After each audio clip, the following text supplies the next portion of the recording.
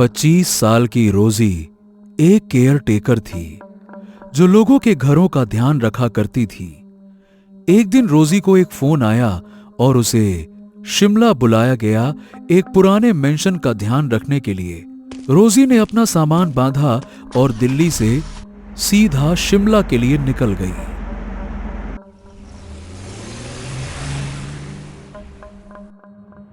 अरे भैया, ये कौन सी जगह है? हम कहाँ पहुँच गए? अरे दीदी, ये संजौली रोड है और जहां आपको जाना है मेरे हिसाब से वो घर यही होना चाहिए। अरे भैया, वो घर नहीं, वो बहुत बड़ा मैंशन है। मुझे उसकी देखभाल के लिए बुलाया है। अच्छा, वैसे क्या नाम क्या है उसका? नाम है चार्ली मैंशन। क्या क्या क्या क्या क्या क्या कहा आपने? Charlie mention? अरे दीदी, मैं गाड़ी घुमा लेता हूँ, अभी वापस चलते हैं। अरे क्या हुआ आपको? दीदी, वहां जाना बिल्कुल ठीक नहीं है। दीदी, मैं तो कहता हूँ कि आप भी वापस लौट जाइए। आपको मैं बस अड्डे छोड़ देता हूँ, आप बस पकड़िए और सीधा दिल्ली के लिए रवाना हो जाइए। कहाँ आप इन चक्करों में पड़ रही हैं? कैसी बातें कर रहे हो?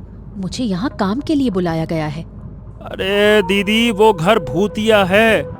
अगर एक लिस्ट बनाई जाए कि भारत में कितने भूतिया जगह हैं, तो आप समझ लो कि टॉप 10 जगह में उस मेंशन का नाम भी जरूर आएगा ही आएगा। क्यों डराने की कोशिश कर रहे हो? भूत नाम की कोई चीज नहीं होती।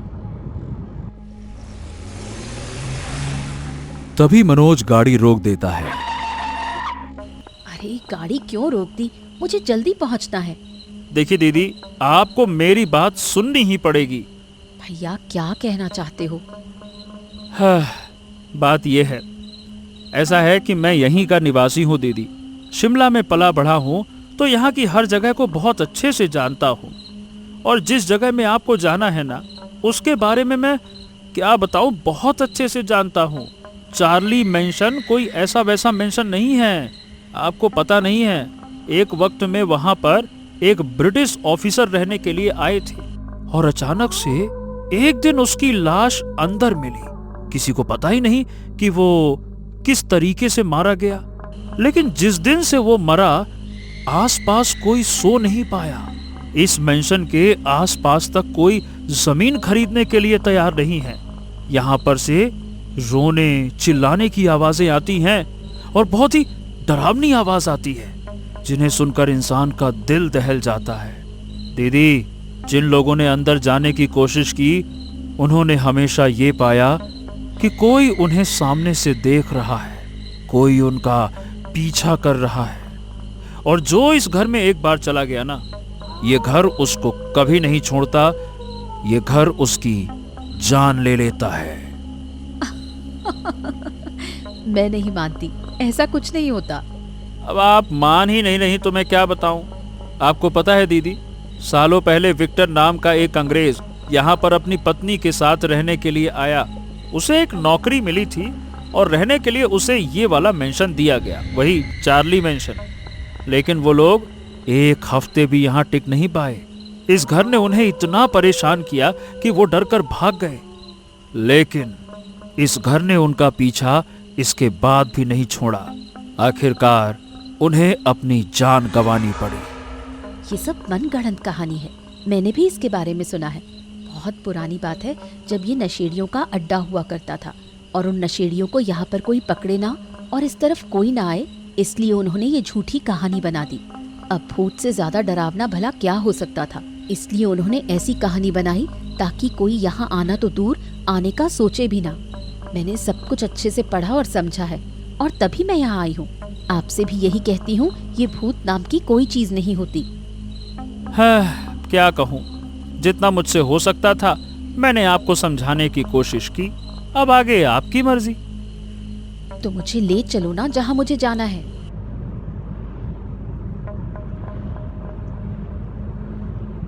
वो देखिए, वो रहा सामने आपका चार्ली मेंशन। रोजी देखती है कि घने जंगल में पेड़ों के बीच वो बड़ा सा मेंशन नजर आ रहा होता है। उसकी हालत कुछ खास अच्छी नहीं होती। मेंशन जैसे खंडहर बन गया था। रोजी सोचती है कि आखिर केयर टेकर बनाकर उसे यहां क्यों बुलाया गया, पर फिर भी वो अपना सामान उठाती है और मेंशन की तरफ चल पड़ती है। चलो भैया ठीक है, अपना ध्यान रखना। और हाँ, आपकी कहानी बड़ी दिलचस्प थी। मैं अपने दोस्तों को जरूर सुनाऊंगी जब मैं वापस दिल्ली लौट जाऊंगी। ठीक है, भगवान आपकी रक्षा करे। चलो अपना सामान खुद उठाओ और अब आगे बढ़ो रोजी। अब यहाँ अकेले ही रहना है, पर सबसे अच्छा तो यह है कि मैंशन में रहने को मिलेगा। भले ही ये पुराना सही, लेकिन शान तो बिल्कुल नई है। जैसे ही रोजी मेंशन की तरफ बढ़ी, ठंडी तेज हवा चलने लगती है, पत्ते उड़ने लगते हैं और जैसे ही रोजी दरवाजा खोलती है उसे धक्का लगता है और वो दूर गिर जाती है। अरे ये क्या हुआ? मैंने अपना बैलेंस कैसे खो दिया? किसी ने देखा तो नहीं? कोई देख लेता तो मुझ पर खूब हंसता। खैर, उठ जाती हूँ। वाह वाह, ये कितना बड़ा महल जैसा है। अब इसकी देखरेख तो मुझे ही करनी है। तभी दरवाजा जोर से बंद हो जाता है। ठाक! अरे ये क्या हुआ? शायद हवा तेज चल रही होगी। चलो, मैं अपने लिए रहने की जगह तो ढूंढ लूं। किसी कमरे में अपना सामान रख देती हूँ। तभी सीढ़ियों पर रोजी को चलने की आवाज आती है। क्या यहाँ कोई और भी है? कौन है? सामने आओ। Well, you are late. रोजी का खून जम जाता है और लाइट्स अपने आप जलने और बंद होने लगती हैं और उसके बाद रोजी के सामने कुछ ऐसा आता है कि उसके पैरों तले जमीन सरक जाती है। कौन बोल रहा है? कौन है? Well, hello, Rosie. Welcome to my mansion. Charlie का भूत भूत भूत। चार्ली का भूत रोजी के सामने आता है। आधा जला हुआ चेहरा, ब्रिटिश कपड़े और हाथ में एक तलवार लिए हुए। रोजी चिल्लाते हुए भागने लगती है। मुझे अच्छे से याद है, जब मैं इस घर के अंदर आई थी तब मैं दरवाजे के पास ही तो खड़ी थी, लेकिन अब वो दरवाजा ही मुझे नहीं मिल रहा। ऐसा लग रहा है ये घर और भी बड़ा होता जा रहा है और खत्म होने का नाम ही नहीं ले रहा।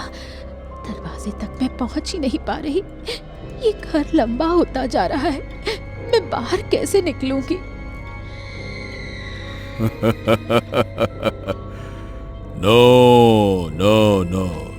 No one leaves. रोजी घर से बाहर नहीं निकल पाती और चार्ली की आवाज सुनते ही वो बेहोश हो जाती है। और सुबह जब रोजी की आंख खुलती है तो वो खुद को मेंशन के गेट के बाहर पाती है। उठो, तुम कौन हो और यहाँ क्या कर रही हो? तुम ठीक तो हो ना? आंखें खोलो। दीदी, आंखें खोलिए। रोजी डर कर उठती है और कहती है, आप कौन हैं? मैं यहाँ थोड़ी दूरी पर ही रहती हूँ। ये मेरी बेटी पूजा है। हम दोनों मॉर्निंग वॉक के लिए निकले थे और हमने तुम्हें यहाँ पर बेहोश देखा। तुम यहाँ क्या कर रही हो इस मैंशन के बाहर? मैं यहाँ की केयर टेकर हूँ, पर यहाँ मेरे साथ कुछ बहुत बुरा हुआ। बेटा, तुम इस घर की शिकार बन गई। जितना जल्दी हो सके यहाँ से चली जाओ। आंटी, क्या आप मेरी हेल्प कर सकती हैं? मेरी तबीयत बिल्कुल ठीक नहीं है। क्या मैं आपके घर रुक सकती हूँ? नहीं, तुम नहीं रुक सकती। चार्ली के भूत ने तुम्हें देख लिया है। वो तुम्हारा पीछा कभी नहीं छोड़ेगा। मेरी छोटी सी फैमिली है। मैं खतरे में नहीं पड़ना चाहती। तुम जहाँ से आई हो वापस वहीं लौट जाओ। माफ करना आंटी, मैं चली जाऊंगी। रोजी देखती है कि उसका सामान भी उसके आसपास ही बिखरा पड़ा है और वो अपने बैग से फोन निकालती है और मनोज ड्राइवर को फोन लगाती है और उसे बुला लेती है।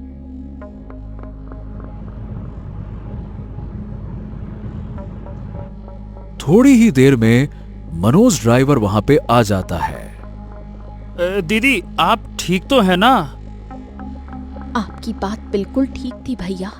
मुझे यहाँ नहीं आना चाहिए था। प्लीज मुझे दिल्ली वापस छोड़ दो।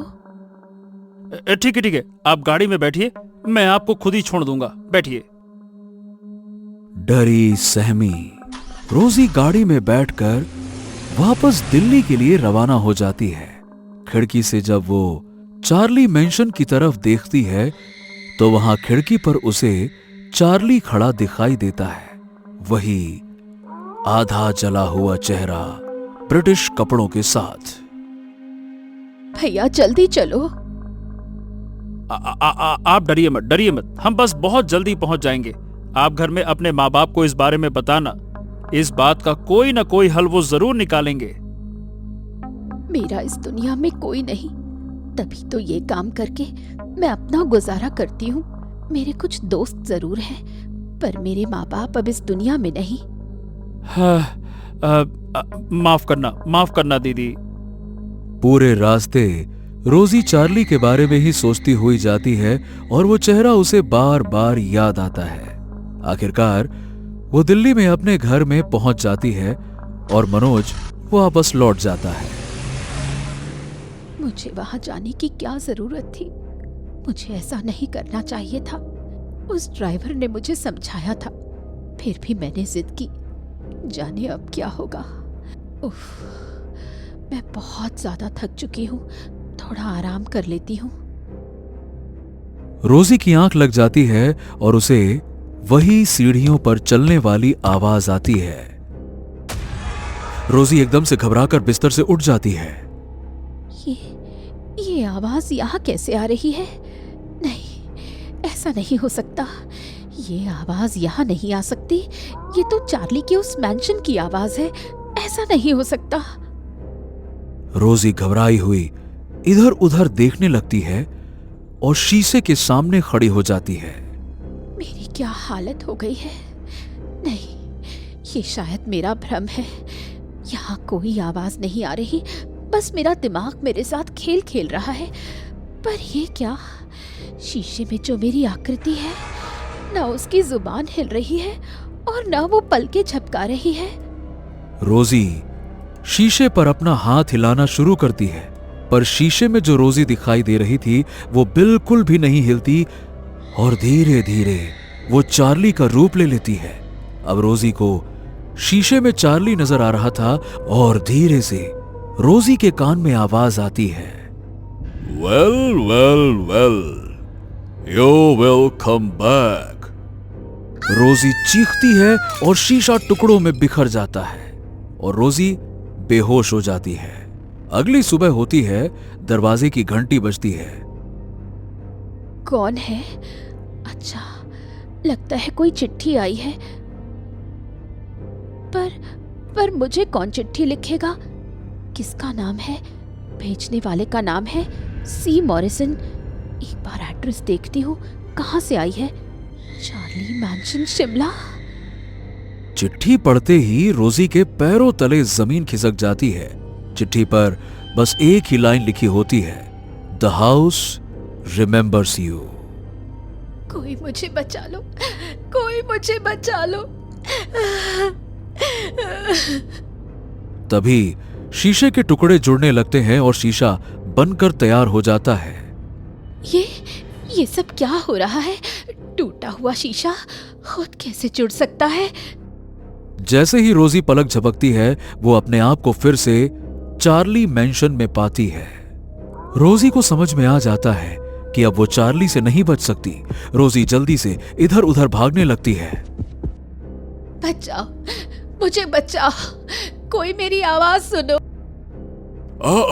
Easy, easy. Don't worry. That will be easy. सुनो, भाग गई। रोजी भागते हुए एक ऐसे कमरे में पहुंच जाती है जहां वो बहुत सारी तस्वीरें देखती है। ये तस्वीर उन लोगों की थी जिन्हें चार्ली ने मार डाला था। लगता है ऐसी ही दीवार पर मेरी भी तस्वीर लगने वाली है। किसी भी तरह इस घर से बाहर निकलने का रास्ता ढूंढना ही होगा। रोजी, रोजी रोजी रोजी।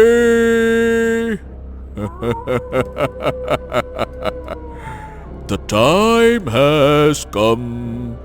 Where are you, Rosie? You can't hide from me, Rosie, Rosie. I am missing you. यहाँ से बाहर निकलने का कोई चारा नहीं है। आखिरकार मुझे कुछ ऐसा करना होगा कि ये कहानी मेरे साथ ही खत्म हो जाए और इस मैंशन का नामो निशान मिट जाए। रोजी को सामने मिट्टी के तेल का बर्तन दिखाई देता है और साथ में एक माचिस भी।